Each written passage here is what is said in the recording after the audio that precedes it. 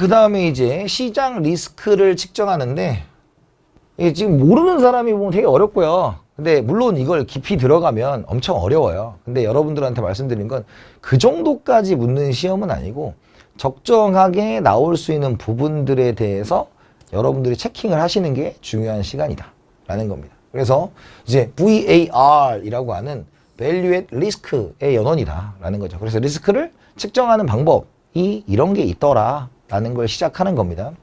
그래서 연원은 JP 모건 회장님이 회사가 직면하고 있는 시장 리스크를 24년 내에 발생 가능한 손실 가능에 관한 한 페이지짜리 간략한 보고서를 매일 4시 15분에 전달하도록 했다. 그러니까 이제 회장님께서 뭐예요? 야, 우리가 손실 볼 거 24시간 내에 볼 게 뭐야?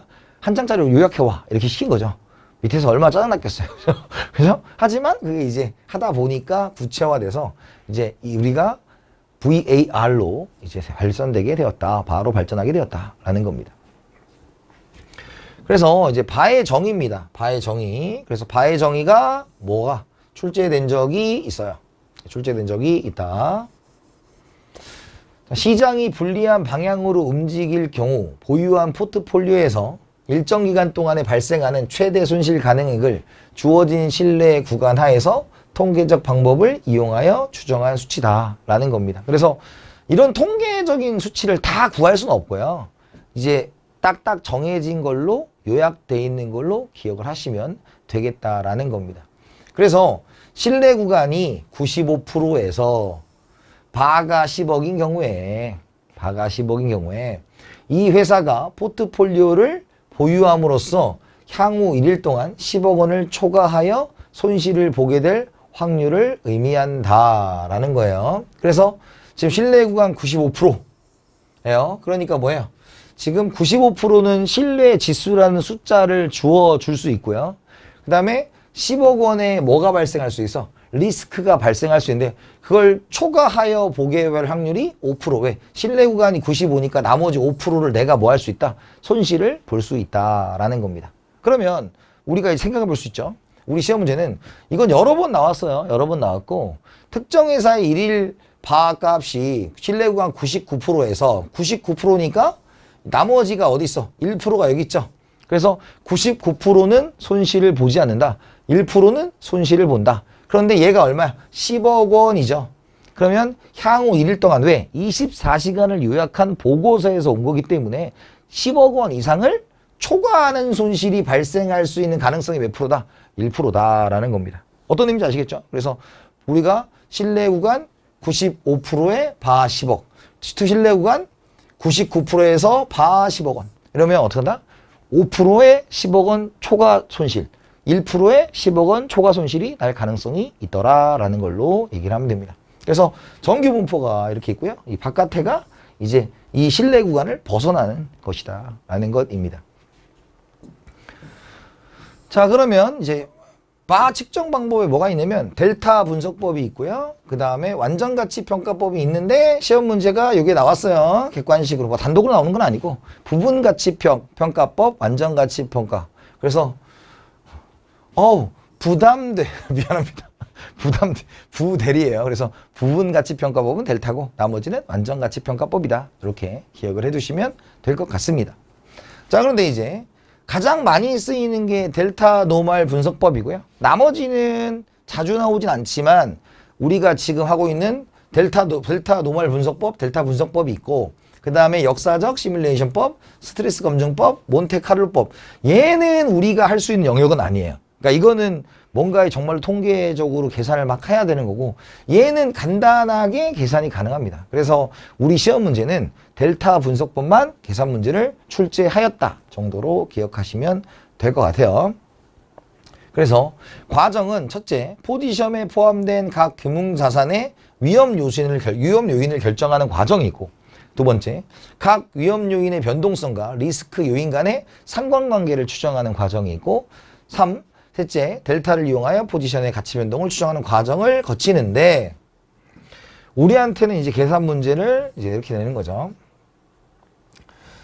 자, 먼저 여러 모델이 존재하며 JP 모건의 리스크 매트릭스가 가장 유명하다. 그래서 요 숫자를 주기도 하고 안 주기도 해요. 그래서 아까 바가 95%에서 얼마냐, 바가 99%에서 실내금 99% 얼마냐 그때 지금 95%에서 1.65배고 그 다음에 여기는 2.33배입니다. 딱 두 개밖에 안 물어봐요. 그래서 요 두 가지는 기억을 하셔야 돼요. 그래서 실내 구간 95%면 우리가 1.65, 99%면 2.33 이렇게 기억을 해두셔야 됩니다. 자, 그러면 주식 포트폴리오의 델타 노멀 분석법이에요. 그래서 여기 복잡하게 써놨잖아요. 복잡하게 써놨는데 이거에 대해서는 여러분들이 시험 문제에 막 이렇게 물어보진 않으니까 여러분들한테는 무엇이 필요하다? 요거를 이제 한글로 기억하려는 노력이 필요하겠죠. 그래서 먼저 Z가 뭐냐면 신뢰 지수예요. 신뢰 지수. 그리고 얘가 뭐예요? 얘가 이제 델타 값이 되겠고 얘가 이제 표준 편차가 되는 겁니다. 그런데 이제 계산을 하면 첫 번째 여기가 이제 뭐가 들어가냐면 요것도 이제 세 가지로 나눠요. 첫 번째가 주식을 먼저 할 거고요. 그 다음에 채권을 먼저 할 거고 그 다음에 옵션에 대해서 세 가지가 있고요. 세 개인데 주식은 나온 적이 없고 옵션하고 채권은 나온 적이 있어요. 그래서 여러분들이 기본적인 주식부터 해서 채권 옵션인데 식 하나를 외우시면 심플합니다. 그래서 첫 번째가 뭐예요? 여기 100억이 뭐예요? 자산의 가치예요. 자산의 가치. 그 다음에 1.65와 2.33은 어디 나온 거야? 신뢰 구간이 95%이면 1.65. 신뢰 구간이 99%면 2.33이잖아요. 그러니까 지금 어때? 95% 신뢰도, 99% 신뢰도 이렇게 얘기를 한 겁니다. 자, 그런데 지금 어때요? 마지막에 요게 3%가 뭐예요? 표준 편차를 곱해준 거죠. 왜? 위험을 곱해줬다. 그래서 기본적으로 자산의 가치, 신뢰 지수, 표준 편차를 곱하면 우리가 뭐가 나온다? 우리가 그 해당한 바를 구할 수가 있다라고 하는 거예요. 그래서 요걸 가지고 95%냐, 99%냐 요걸 따지는 거 한번 해보셔야 되고 요거에서 지금 이 문제에서는 지금 95%의 신뢰도에서 얘가 신뢰 지수를 얼마를 가졌는지를 안 가르쳐 줬잖아요.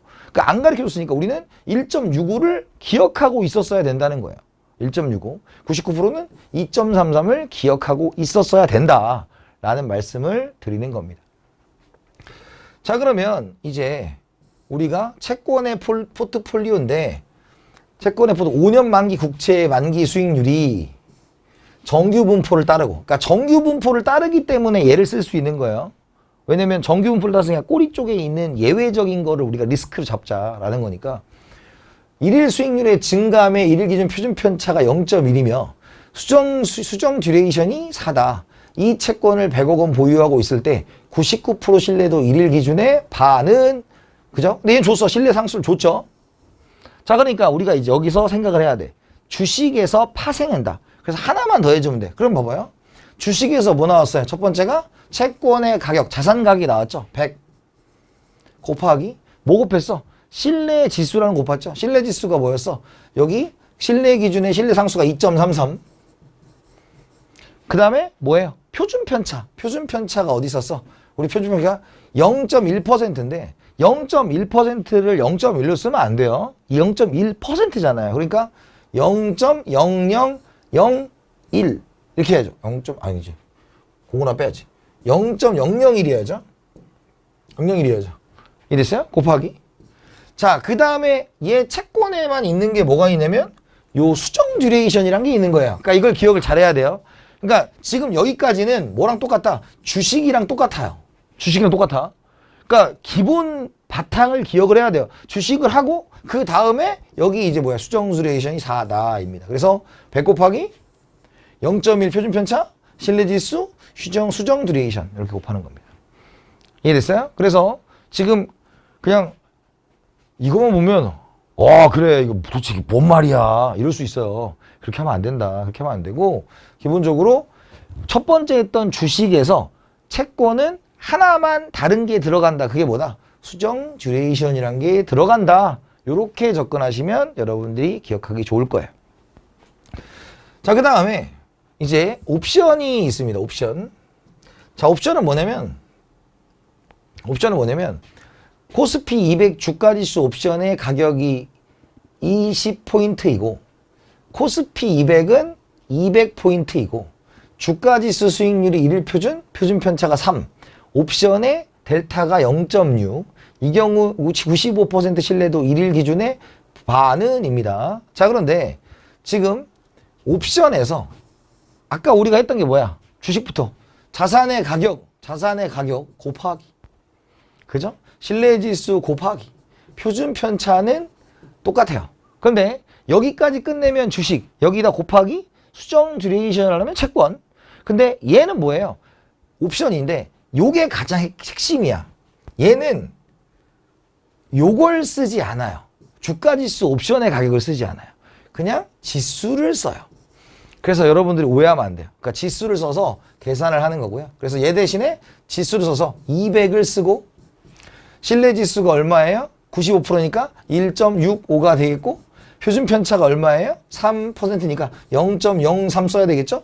그 다음에 얘는 뭘 쓴다? 옵션의 델타를 써요. 그래서 델타 노말이니까 옵션 델타. 그래서 곱하기 0.6을 쓰면 어때요? 200포인트 그 다음에 3% 표준 편차 0.65 신뢰지수 그 다음에 델타를 써서 이렇게 만들어집니다. 그래서 중요한 건 뭐라고요? 옵션 가격은 반영되지 않아요. 그러니까 헷갈릴 수 있다. 왜? 주식이나 채권은 그 자체의 가격을 썼는데 얘는 옵션 가격을 쓴 게 아니라 뭘 썼다? 지수를 썼어요. 지수. 기초자산 가격을 지수로 썼다. 그게 여러분들이 헷갈리고 그래서 요게 뭐로 나온다?